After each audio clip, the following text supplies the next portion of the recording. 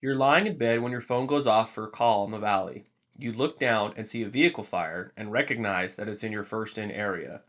You hear someone acknowledge the call, so you head to the station to meet your crew. You get into the unit your crew is taking, and the feeling of anxiety starts to build since this is the first vehicle fire you've ever been on. What do I do? As you're driving to the call, you take solace in knowing that you're with senior members that have been there before. Little do you know that the driver has never pumped a fire, and the officer or senior member riding the captain's seat has never been in command. All of you are in the same boat, new to your position or role. So now what? Adapt and overcome, right? That is the motto of the fire service. The complexities of a vehicle fire can be overwhelming to the uninitiated. The goal of this presentation is to initiate the department to each role and the expectation for each one. First, we'll discuss some things that you need to know about fighting a vehicle fire, common problems you may encounter, and dangers associated with them. We'll then move on to what each role should do and considerations based on the type of vehicle fire. Lastly, we'll talk about entities that can be contacted and the most important and fun part of each fire call, who gets to do the fire report. The first question that new firefighters will ask about vehicle fires is, what do I need to know about vehicle fires? There are several things that we need to understand before we even set foot in the apparatus we are taking. First and most important priority is, did all the passengers make it out and are they accounted for? The standard for firefighting is in the acronym LIP, which stands for Life Safety, Incident Stabilization, and Property Conservation. Life safety is the reason we are in this business and needs to remain our primary goal on all calls. Hopefully dispatch should have gotten this information prior to dispatching units, but if it's not clear, ask dispatch. If there are injuries, add a rescue and a private ambulance from town. If you have arrived on scene and it either hasn't been determined everyone is out or if there are injuries, make sure to block traffic if it hasn't been done and get that information or treat the patient. The car can burn. We are there for the people. If you have enough on your crew or your crew is well trained, split duties. Have part of your crew care for the patient or patients and the other part put out the car fire. It's not just on the EMS providers to make sure everyone is safe or uninjured. Everyone needs to prioritize life safety on all calls.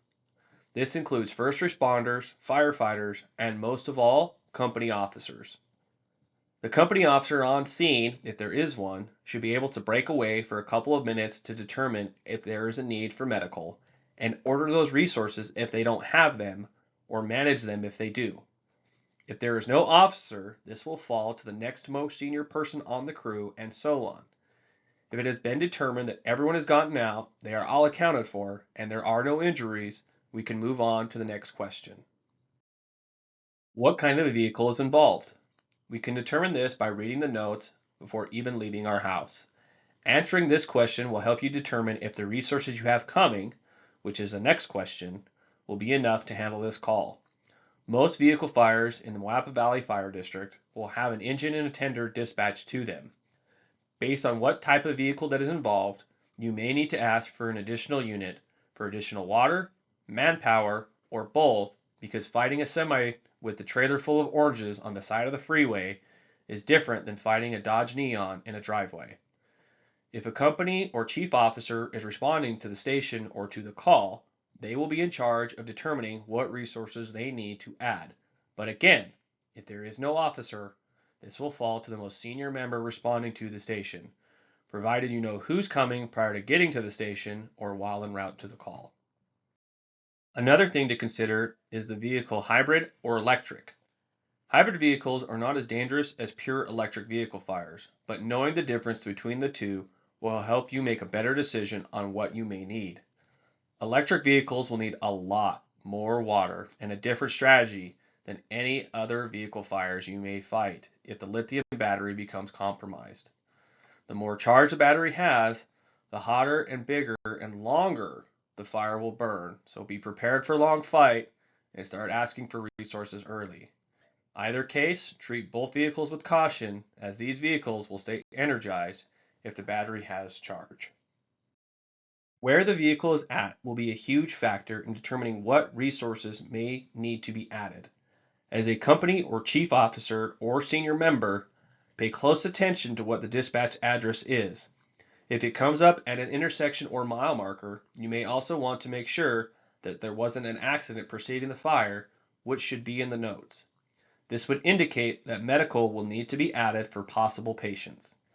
If it comes up as a house address, this could quickly turn into a structure fire, as a car may be located near a structure or in the garage. If you have experience responding to similar calls, you can use that as well to help you in your resource determination. But also look at your dispatch notes. They are the information dispatch was able to glean from the person reporting. They may not always be 100% accurate, but that is all the information we have to go on. They should tell you where the vehicle is located. As an officer or senior member, if you at all think that there may be structure involvement and you want to be safe, upgrade the call to a structure fire. It's better to cancel resources if you don't need them than to get on scene and realize you need more hands. If you get coordinates, the vehicle may be in a desert area or where there is brush that can start on fire. Adding a squad or brush truck to handle a brush fire is an option if there is a significant amount or the possibility of it spreading. Much of the desert landscape we have within our response area along our roadways isn't a significant risk of starting an uncontrolled brush fire, but if the vehicle is in an open field or near the river or slum, the senior member or company officer may need to consider upgrading to a high-level outside fire so they can get all the resources they need. The information we have covered up to this point are things to consider before you get on scene or immediately after if you are the company officer or senior member.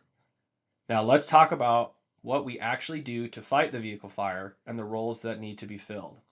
Before we get to slaying the dragon, we need to talk about positioning the mighty steed you rode in on. Placement and positioning, yes, they are two different things, as well as applying the parking brake and putting in the pump are instrumental in making sure that we not only set ourselves up for success, but also set ourselves up for the safest work area. In the first part of this presentation, we talked about the life safety portion of this call. Now we will address the incident stabilization, which comes down to the driver and the officer or senior member on the call. A question that may be asked is, what if the driver and the senior member are the same person? You will need to get the resources you need coming prior to getting on scene and prioritize our people's safety once we arrive on scene. This means placing and positioning the apparatus in the most advantageous and safest position, getting your firefighter working, and then checking to see if there are injuries. Life safety always comes first, and our safety is of the utmost importance because we are there to take care of the problem and not contribute to it. Let's get back to the original thought of placing your unit on scene to provide the most advantageous position. As a driver, you want to consider a few things. Number one, which direction am I traveling and which direction is the fire? Number two, which side of the road is it on, especially if on the freeway, highway, or road? Number three, will I need to leave access for other units? Number four, do I need to block traffic or is it done already? And number five, do I have an established water source? With your dispatch notes, you will be able to answer most of these questions, such as water supply, direction of travel, and possibly which side of the road it's on. The other questions can be answered by what type of vehicle is involved, where it is located if not on the road, and if law enforcement is already on scene. Once you are able to answer these questions, you can make your determination, or your captain can determine, if they so choose, where to place your unit. Based on experiences from previous vehicle fires, I recommend trying to leave access for other units on scene so they can place themselves strategically, which will provide the most effective method to putting out the fire. Here is a short video that highlights the importance of placement of your unit. As this video plays, you can hear the driver and the officer in the front seat talking about access. This is not micromanaging. This is a conversation between the two and the officer speaking to the driver about what they see on the right side, as this side is hard to determine when driving. The driver then acknowledged the officer and that she saw the bump on the right, which she missed by the way, and continues to the scene. Once they have navigated around the obstacles, the driver places the apparatus next to the vehicle, just behind and to the side of a unit providing fire control. This is great placement as it provides the best strategic placement if the fire were to grow, but also to supply water to the first unit. This placement is perfect for this fire, but the driver must take into consideration what their primary role will be with that apparatus if they are one of the first on scene, or where the incident commander wants to place them if command has been established, which happens when there are 3 or more fire department units assigned to a call. You'll notice that in this video, the driver is going to do the right thing and attempts to place the engine on scene. However, the priority for the driver should be to get the unit ready for pumping operations and assist the other driver with any water supply or other needs. The officer in the video directs the driver to, quote, do their engineer thing, and then places the unit on scene. This is the proper thing to do if you have 2 people in the unit. Everyone has a role in the fireground, and the driver's role is to properly place the unit, position it, park it, put it in pump, and prepare for water application. The officer or member riding in the front seat or passenger should be on the radio for communications.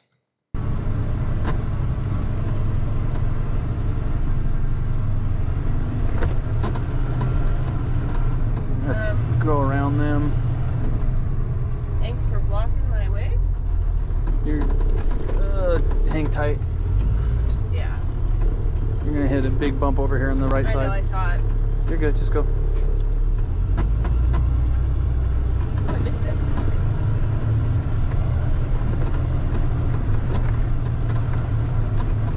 Are we sure that's an F-150? What's left of one?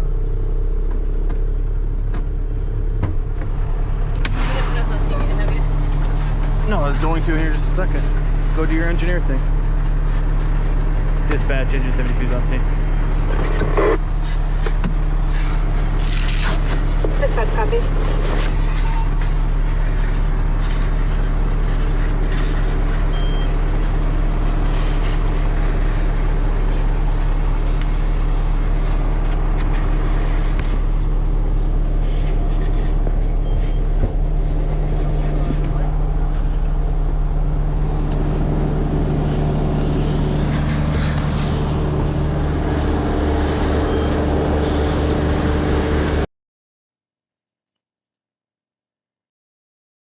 After your vehicle has been parked in the most advantageous placement on the fireground, take into consideration the key questions, or being placed there by the incident commander, also known as the IC, you must position your vehicle to provide the safest and most effective working area.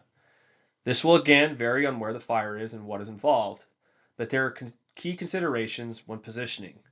First and foremost is safety, especially on calls next to a roadway. Be it well traveled or not, roadways are the most dangerous area in which we can operate next to. Your job as the driver is to attempt to position yourself where both you and your crew are in a safe working area similar to the picture on the left of the slide. Have your apparatus be a big cone and direct the flow of traffic away from the fire into the farthest lane away. If possible, put the pump panel side, which is the driver's side, on the opposite side of traffic also.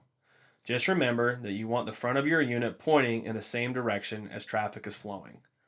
There may be some incidents where this is not possible, and you must position the panel on the same side as the flow of traffic.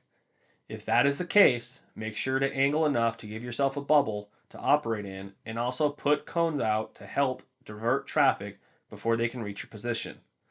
To provide more safety for yourself on a call, it is required of all personnel on scene, day or night, that are not engaged in firefighting activity to wear a high reflective traffic vest so that you will be more visible to traffic.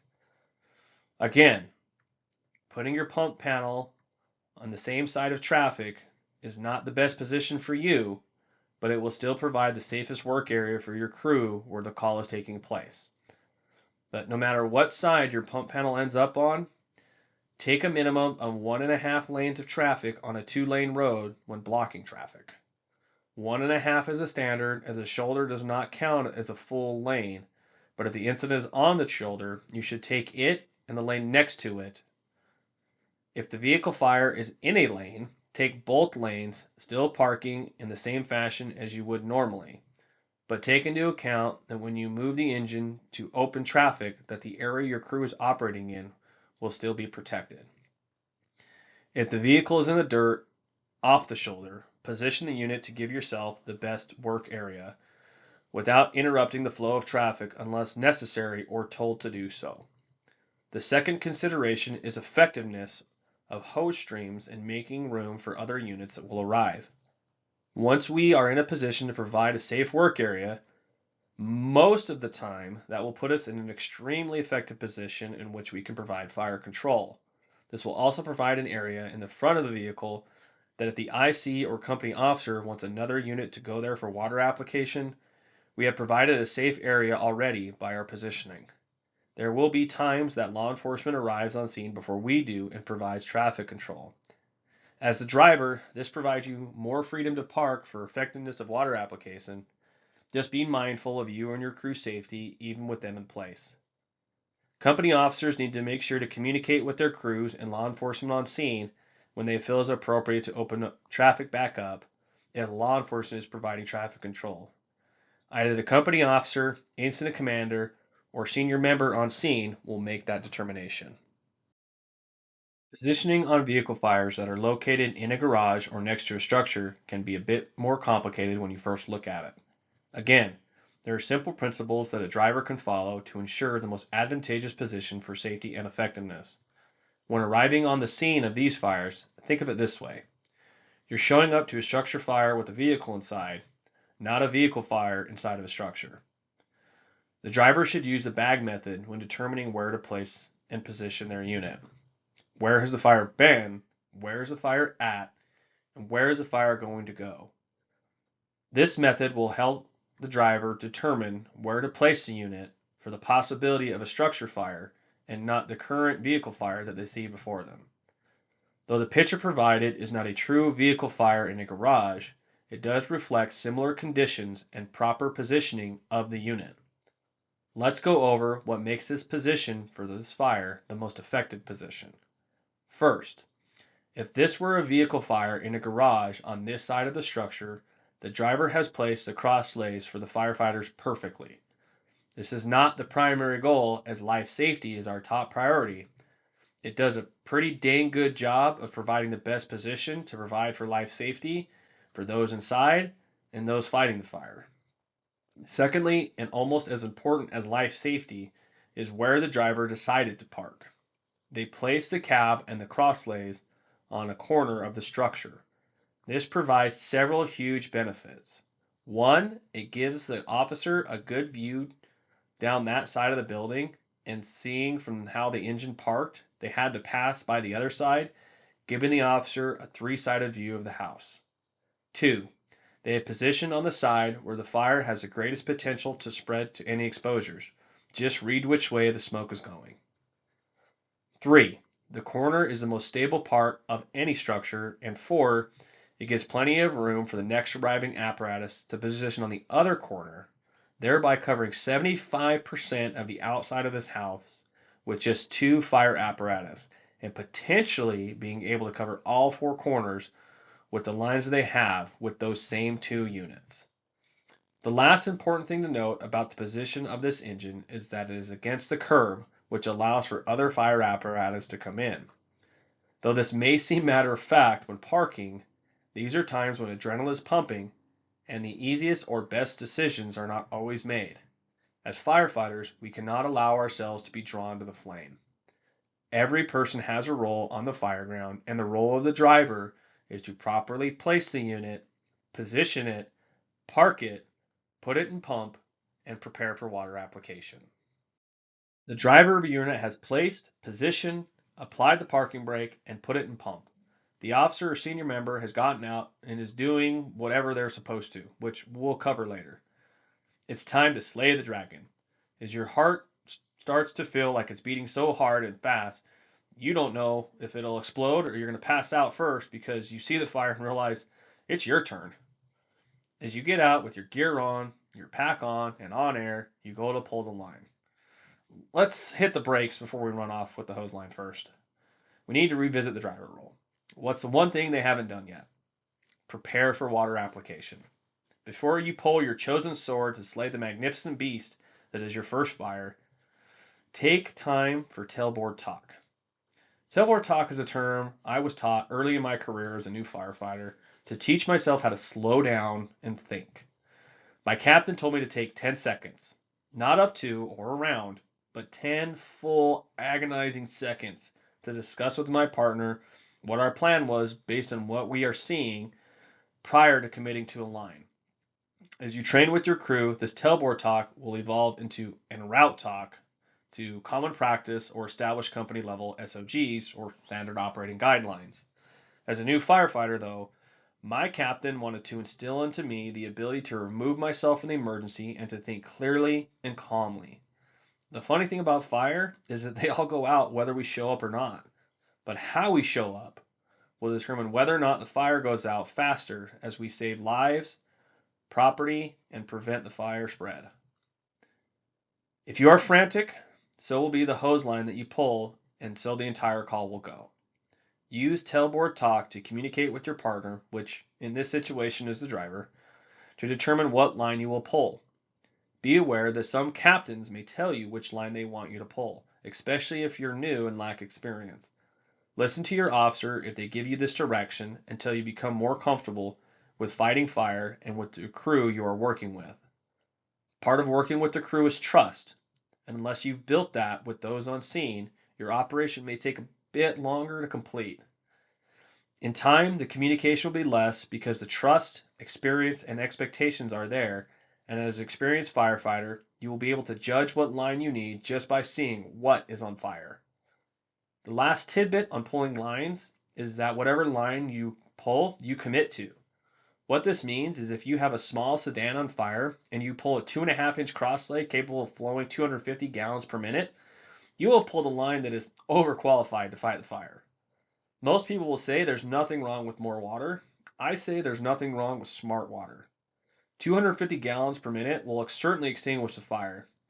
Take time to consider, however, that when a 2.5-inch hose is dry and is a 50-foot section, weighs approximately 26 pounds, and the standard length of our crosslay is 200 feet.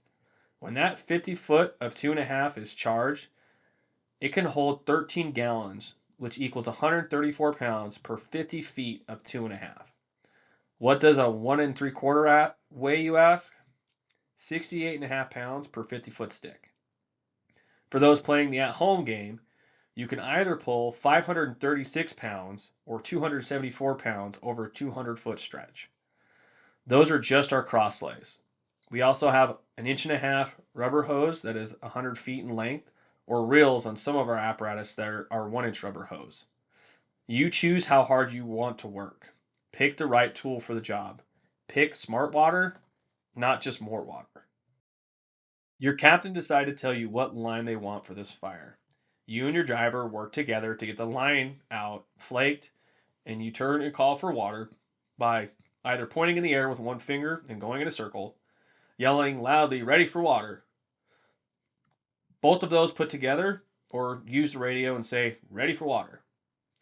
Water surges down the line as you're preparing to finally put this fire out and claim victory over your foe. The line is charged and you're ready to open the bail. Am I close enough? Where should I stand? Is there a right way to walk up to this fire?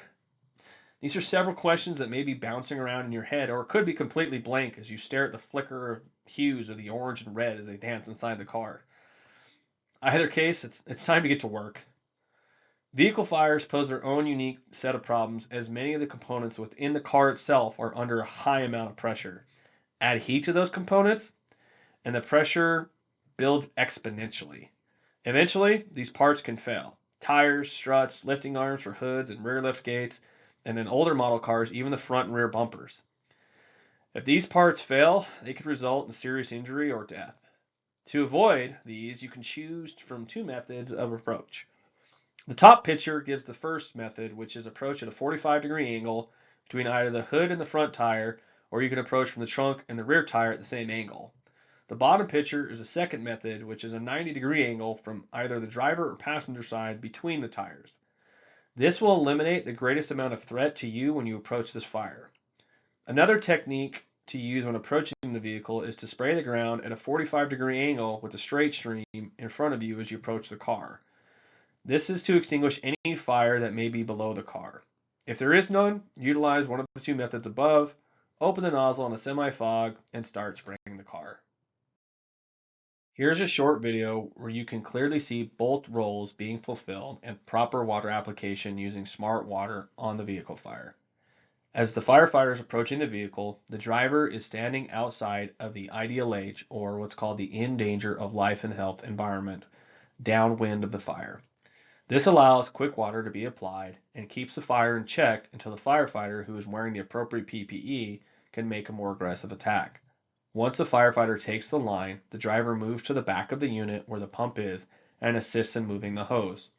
Once the firefighter has put themselves in the proper placement to safely approach the vehicle, they begin spraying the car as there is no fire under the car. This does two things. It cools down the car, but it also allows the firefighter to see the nozzle pattern and change it to what is needed to put out the most fire. The firefighter adjusts the stream to a semi-fog and aggressively flows the stream into the car and manipulating the nozzle. A quick word about stream patterns. So there are two sayings to remember which way to turn the nozzle for a specific pattern and what that pattern is intended for. The sayings are right to fight, left for life, and straight to penetrate. Right to fight means that if we are fighting a structure fire, we twist the nozzle to the right to create a straight stream pattern. A straight stream is also useful for more penetration as it focuses the stream closer together, creating more force in the stream, which allows it to stay together longer in fires. Left for life means that when we turn the nozzle to the left, the stream will become a fog pattern. This pattern is useful if we need to retreat out of a condition that is overwhelming our fire crew or are approaching a natural gas fire to shut the fire off and need a shield. As firefighters, we have to remember that if we use a fog pattern in a compartmented space with a lot of heat, the tiny droplets will rapidly cool the environment, but they will also rapidly convert into steam, which will bring all that superheated air and steam down on top of our crew inside the space and cause steam burns. A semi-fog pattern is the best of both worlds, and in a situation where there's a lot of open space, where there's no possibility of causing steam burns, and the fire itself is in a compartmented state where penetration isn't needed, it's the stream of choice. So increasing the surface area of our stream inside the compartmented space while we are in an open space allows for that rapid conversion of steam, which will help suppress the fire much faster. So near the end of the video, the firefighter manipulates the stream again to a straight stream pattern as they want the most penetration and the water to enter in a small space between the hood and the firewall of the car. Every manipulation of the stream has purpose and is executed well. Here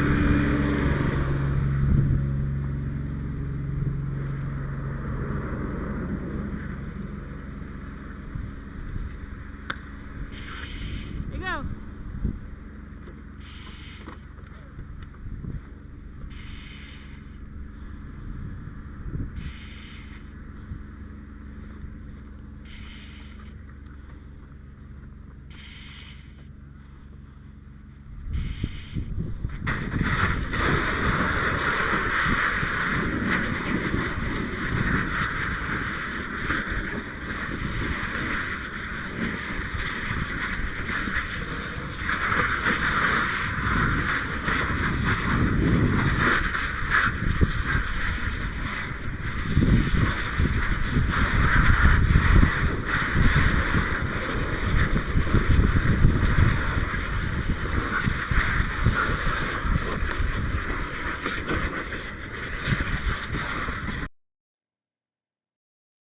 Whether or not you have the crew desired on scene to have everyone assigned to a task, there's still more work that needs to be done outside of what the firefighter on the nozzle is doing. If there's only 2 or 3 of you on the call, the crew may need to become creative on how to accomplish these tasks or move them down the priority list until a firefighter becomes available to perform them. In either case, the next step should be accomplished at some point during the call. Access to the car is important and that includes every compartment of the car. If the cab of the vehicle is completely burned away and you can see through it, the door can remain shut since there is nothing that needs to be opened. However, if the cab is intact, each door that can be opened will need to be opened. Most car fires that involve the cab or the engine will be total loss as dictated by the insurance carrier.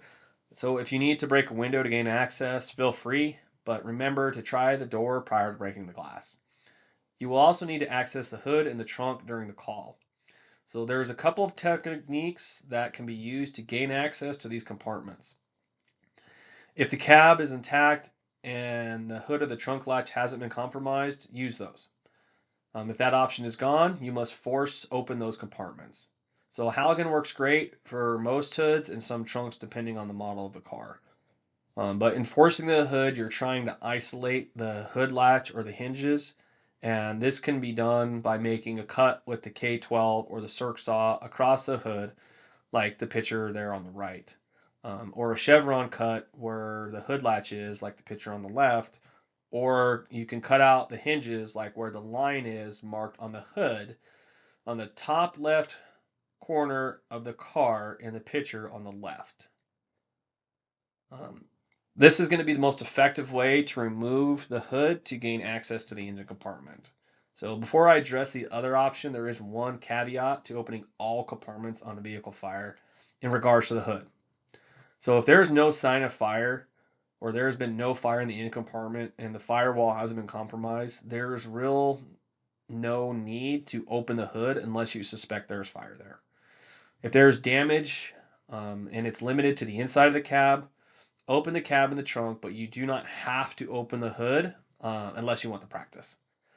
So moving on to the other option to open the hood, you can use a halogen as I mentioned before. If you use the pick end of the halogen and take a big overhead swing, you can pierce the hood rather easy. The best places to do this are in the corners of the hood, be it the front or the back. Once you have pierced the hood, pry away from yourself to create a small gap between the hood and the body of the car. You can then slip in the adze end or the flat end of the halogen and pry down to create a large gap.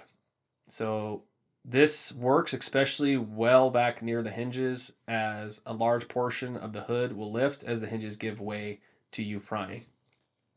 This is a fast way to gain limited access to the hood, not an effective way to gain total access like the K12 or the circ saw.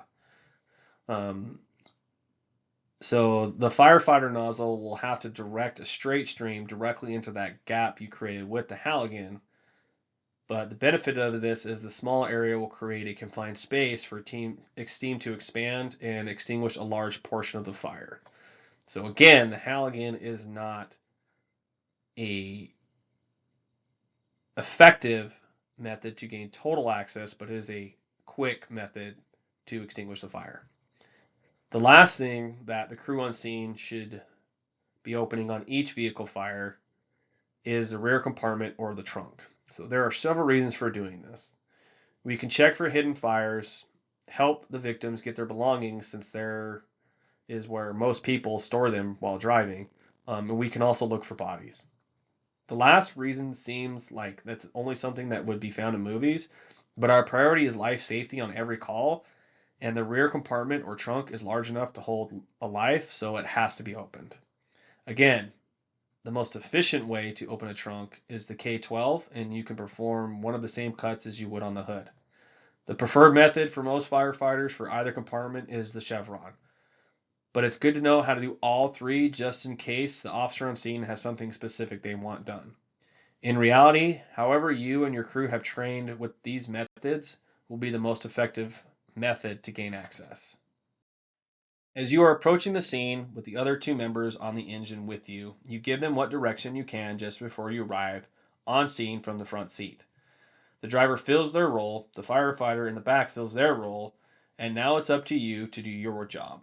The role of the company officer or senior member filling that role is vast on any call, but fires is where the most is expected from them.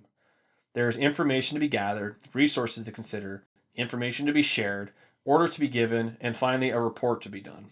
Where do you start? The next few slides will break down the role of the company officer or senior member on these calls.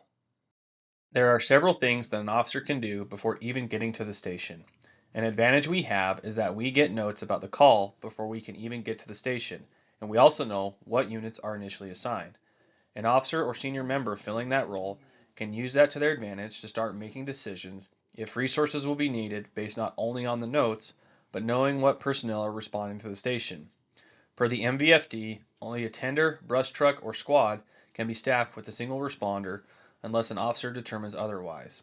Knowing this information will help a member know that if going by themselves and an engine and a tender has been assigned, the tender should be their priority. Once en route or even while responding to the station still, an officer should take into account time of day, the location of the fire, and possible victims. This again will help the resource determination, which as you can tell by now, is a large part of what the officer or senior member must consider, not only responding to the station, but until the call is complete. While responding to the call, the officer must also consider what assignments they want to make to not only their crew, but other crews arriving on scene. The goal for each fire is to put it in a box and keep it in that box until it's extinguished with the resources they have. What will help dictate how the officer assigns resources is the needs for the call such as water supply, confirmed victims, traffic control, and exposures. This can be done with the crew they have with them, or if that isn't enough, the units that are responding. Life safety is our top priority, and crew safety should be the first thing that any officer or senior member should consider. If you are an officer or senior member filling that role, do not hesitate for any reason to ask for help if you feel that your or your crew's safety is in question. Do it early so you can have the peace of mind there is help on the way. Units can be canceled once you determine they are no longer needed. There are other things that the officer or senior member can consider prior to arriving on scene, but the best place to start is to look at the notes, find out how many members are coming, and make the determination if what you have responding is enough. Having enough resources, be it manpower, water, units, tools, or other support, is a foundation for any operation to run smoothly, and is up to the member filling that role of officer to get the resources they need. Law enforcement for traffic or towing a vehicle in a public roadway, a private ambulance or helicopter for transport of a victim, a hazmat unit and EPA for any spill 25 gallons or larger, NDF or BLM for wildland involvement, make sure LVICC is notified, NDOT for traffic control or roadway cleanup, other fire departments for large incidents or needed manpower, Overton Power and or Overton Water if the vehicle fire damages a structure and utilities need to be secured, and American Red Cross for displaced victims if a structure is involved and deemed unlivable. Make sure to get a name and contact number and how many children, adults, and pets, and then what kind of pets, to American Red Cross. Are resources that are standard for a vehicle fire, whether on a roadway, in a brush area, or with the structure involved. Once the officer has some or all of the resources they anticipate they will need for the call prior to arriving on scene, they can shift their focus to handling the call when they arrive on the scene. Depending on the crew and the officer, the line will be predetermined or dictated based on the size and what's on fire when they arrive. The officer or senior member is well within their right to tell the firefighters on the unit what they want done and how they want it done. Make sure to take into consideration as the officer the experience and comfort level of the crew you are with. Once your crew has been tasked, it is a good idea to get eyes on the fire itself by walking around the fire, or what's called doing a 360. This will give you a complete picture of what is burning and where your exposures are. That way, if you need to, you can direct the firefighters on where they should put the string first. If you can't do a 360, get at least 3 views of the fire so you can still get a clearer picture. If you have to make changes to your incident action plan or your IAP, after you get a 360 or a 3-sided view would be a great time. If not, see if you can find the occupants if they are on scene to find out what happened and if there are any injuries. If law enforcement or LE is on scene, see if they know where the occupants are, if there are any, and keep them in the loop with what is going on. As you're getting the story from the occupants, keep an ear out for any traffic on the radio, whether it be your crew trying to talk to you, another unit arriving on scene, dispatch trying to talk to you, or chief attempting to get information. Your job as the officer is to run communications. Keep yourself in a good position where you aren't too involved with tasks on scene and where you can hear the radio.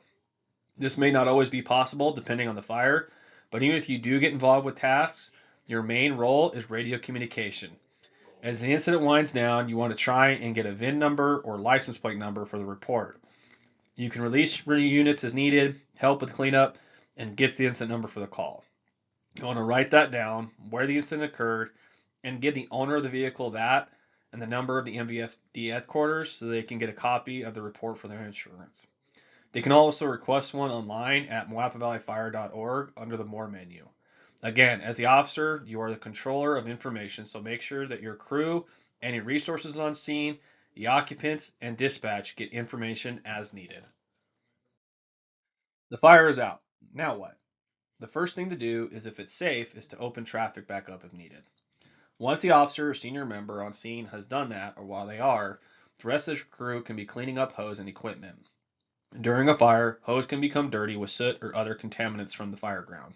The decision to wash the hose comes from the driver mostly, but if the hose looks dirty, anyone can make the decision to roll it up to wash it instead of reloading it. Whatever hose isn't dirty can be reloaded onto where it was pulled from, and the rest can be rolled up and placed somewhere the hose won't come off the unit on the way back to the station.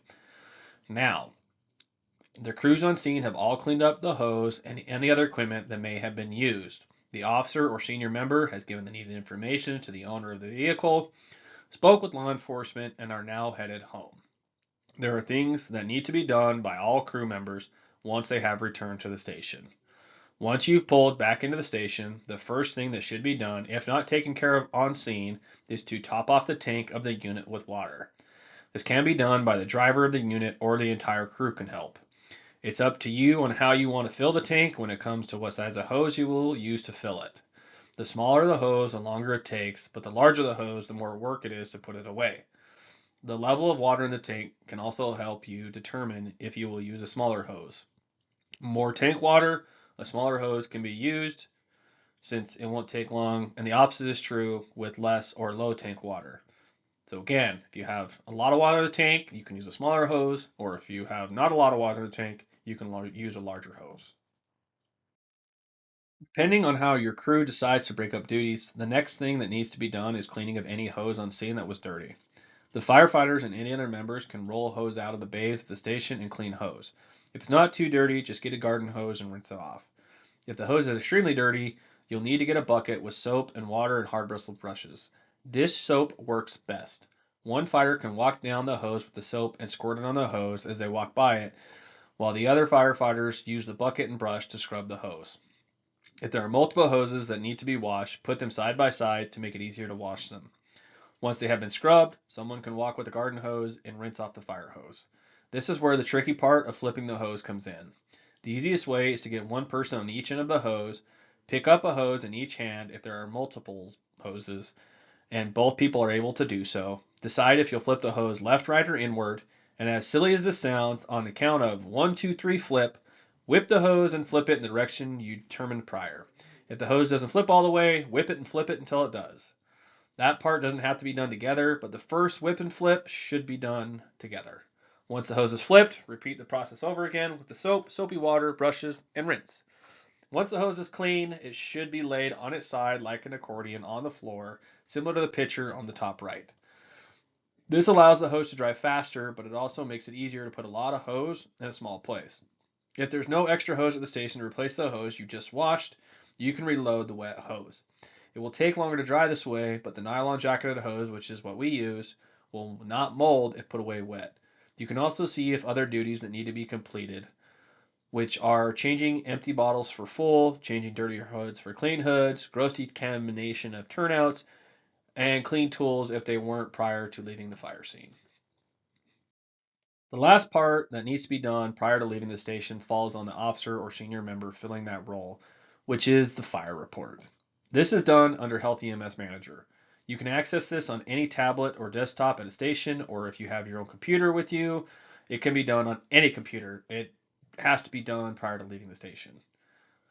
There are some exceptions to this, such as it's 2 a.m. and you have to wake up to go to work the next morning early. Just know that the report needs to be done within 24 hours of the incident. The longer it takes you to get it done, the more details you'll forget, and the more suspicious it looks to insurance companies when people attempt to file claims. It also looks extremely unprofessional when a report isn't complete, when those insurance companies come calling, and the occupant or victim needs that report. The bottom line is, get the report done as soon as possible, but no later than 24 hours after the incident. If incident command was set up on the call, the IC is the person who is in charge of making sure that everything on the call gets documented. The other officers can input what they did under the apparatus tab and clicking the green plus sign next to actions taken. Here, each officer or senior member can choose what assignment they were given or action they took throughout the incident and add a narrative with each task. In the picture above, Engine 72 chose extinguishment as their action, and the officer can type in what they did or assignment they were given in the notes section. Doing this will leave the main narrative for the IC and not create a ton of confusion. If there was only one unit that responded to the call, all information can be done by that one unit on the main page and the fire page. There is more information that needs to be put into a fire report, but that will be provided in another training. Each part of the process, from responding to report writing on a vehicle fire, add to the complexity. The people who are responding to these calls will vary in experience and knowledge, but the process in which we operate is largely unchanged. This presentation was not intended to address all things that a person could encounter or provide a rigid framework that must be followed. Its intended purpose is to guide, educate, and inform members at all ranks and experience what is expected during the course of a vehicle fire. Each person on the unit has a role to fill, and each role has its part to play to help the incident run smoothly. Now, when you're sitting in the back seat, the driver's seat, or the captain's seat for the first time, you have a better understanding of what your role will be during that incident, and you can be confident that the other people with you will have a better understanding also. This last slide is a vehicle fire within our district. It is unedited and almost 13 minutes long. There is more to the video, but it was another file and does not provide any useful information, so I did not add it to this presentation. Captains, you do not need to have your crew watch it in its entirety if you do not want to. I would strongly recommend you watch it and critique based on the knowledge you have gained from this presentation and from past experience. Be honest about your critique.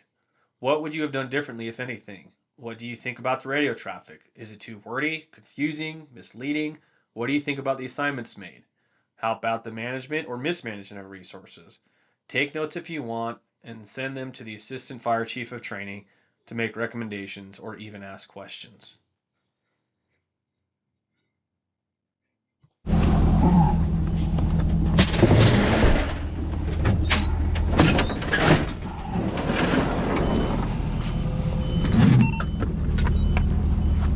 All units, command will be mobile.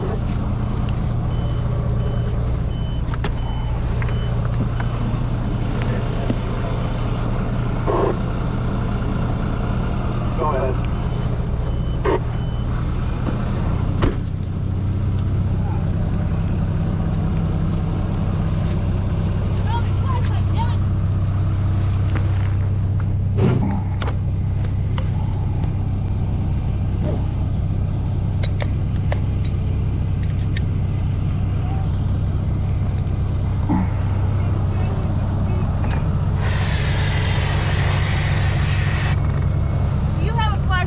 No. I lost mine.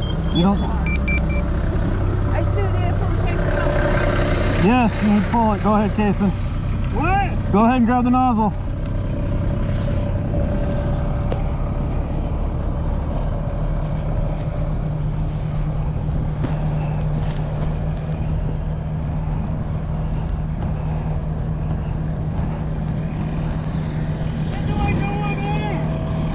Go ahead and start spraying.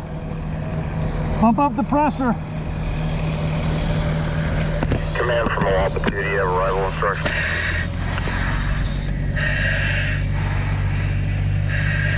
That's an affirmative, Chief. If you could assist in with traffic control, if you can take a position just behind the vehicle, just south of it, so we can have control on both sides, please. Copy. Go ahead, open it up. Turn on the hose reel. Command Moapa 1 on the right, on scene. You gotta turn on the hose drill.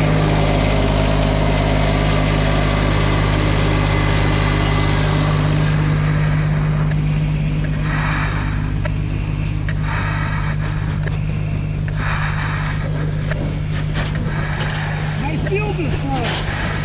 Oh, this thing. It broke. Sorry, it didn't break. That came undone.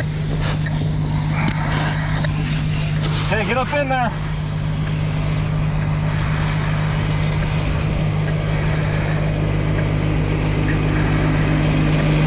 It should be at 40, so this should be at 150.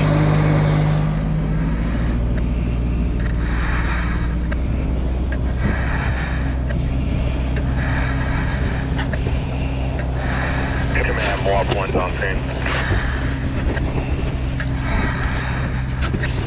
Command copy.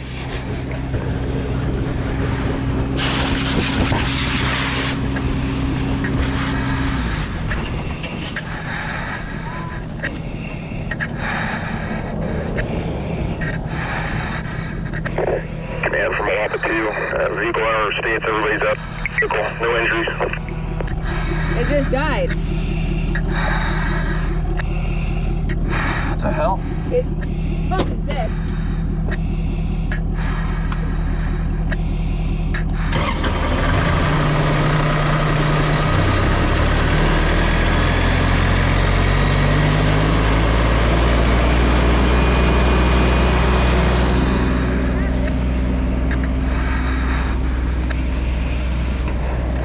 Go ahead and work the other side, Kason. Work the other side. Okay.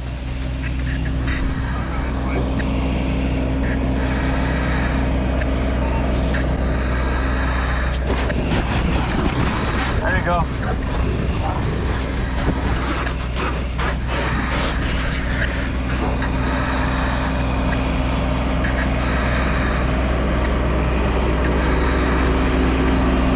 Just go ahead and give him foam.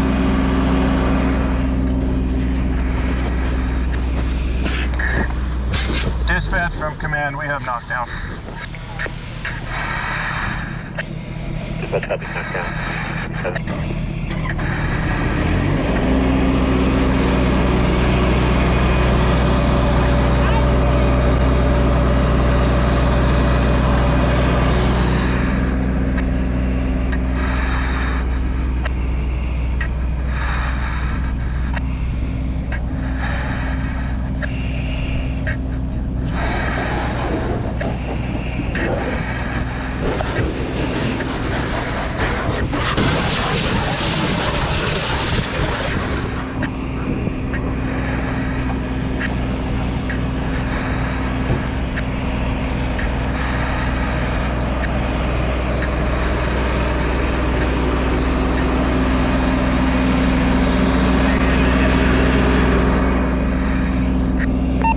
Go ahead.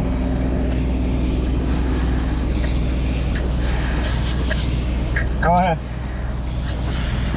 I'm arriving on scene. Do you know, get me in front of your rig or water sport? It's good to have you pull up just behind squad 72 and the number 2 lane. We'll have you be water supply. Copy.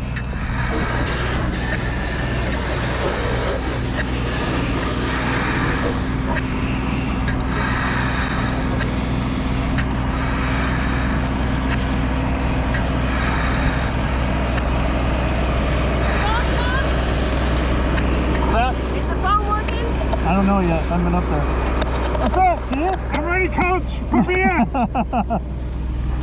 You want to start seeing if you can get the hood open and stuff for him? Yep.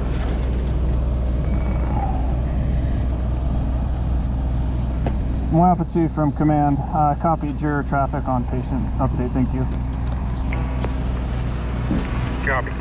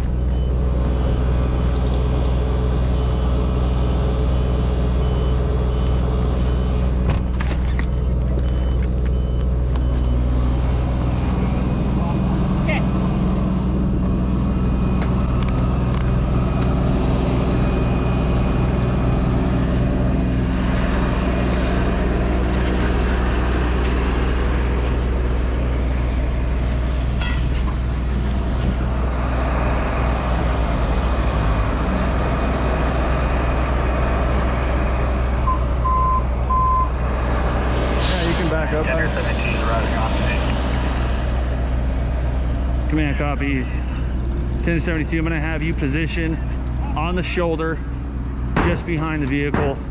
If need to, we will use you for an additional water supply, or we'll use your front cannon for water attack. Break, correction, fire attack. One. Copy.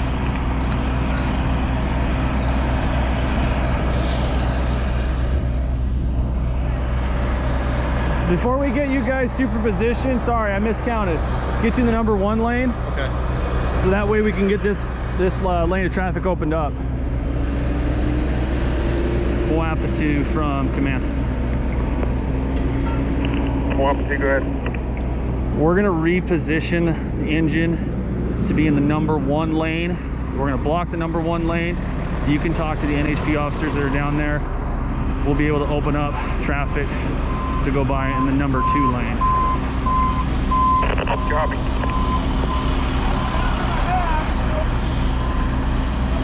Go get the K-12, Chief. Cut some stuff up. Say, go get the K-12. Cut some stuff up.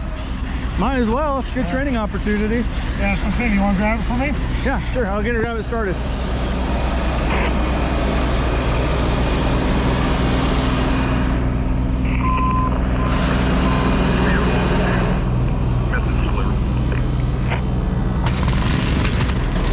Moapa 2 copies. Break. All personnel on scene. All personnel on scene. We are getting ready to open up the freeway. Please position yourselves in position, out of lane, and out of traffic.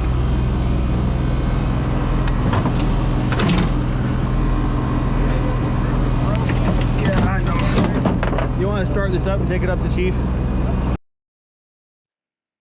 Couple things I want to mention before we finish the video, or if you choose to finish the video, because there is a point where you can see a different technique to open the hood that isn't quite as effective. It still gets the job done, but it's not one of the 3 techniques that were mentioned prior in the presentation.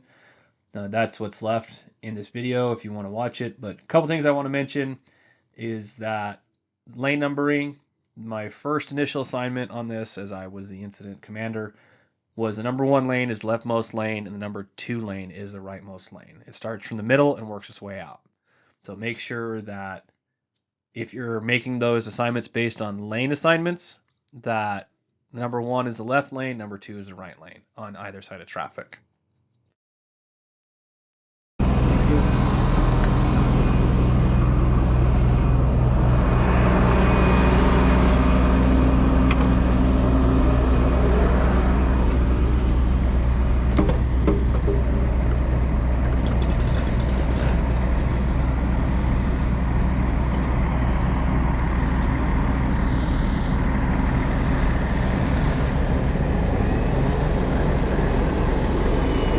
Moapa 2 from command. If all is clear back up there, you can reposition your vehicle just behind 10-72.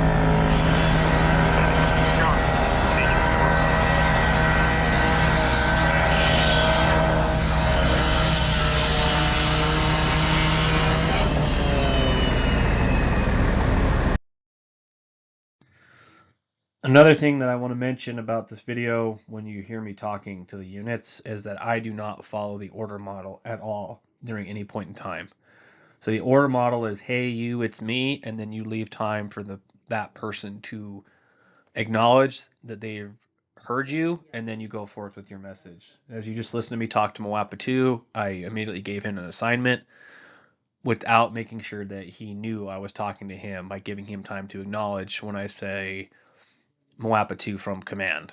So make sure that if you're talking on the radio that you follow that order model, you give that person time to respond so they know that you're talking to them, and then go ahead and give them their assignment.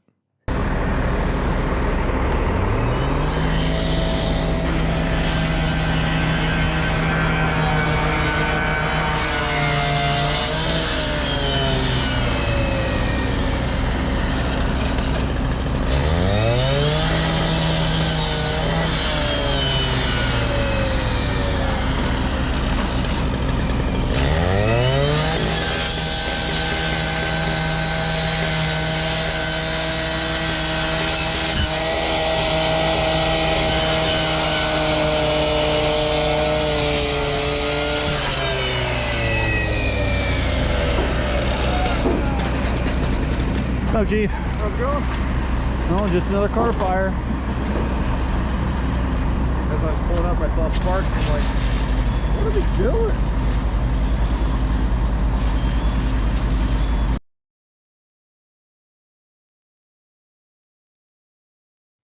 So I will not play the rest of this video. We're going to end on that part of this video. The rest of it's just clean up and talking back and forth with the crew on what's doing, what they're doing, and what's going on. I just want to make sure that you guys were able to see that technique of using that K12. Again, it ended up working out, but there was a lot of extra effort that had to be put into that.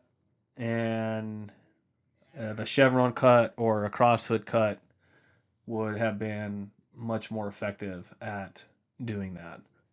So again, if you guys have any critiques on this, please reach out to me. Let me know. The email would be preferable. And hopefully this gives you guys some better guidance on what to do on vehicle fires.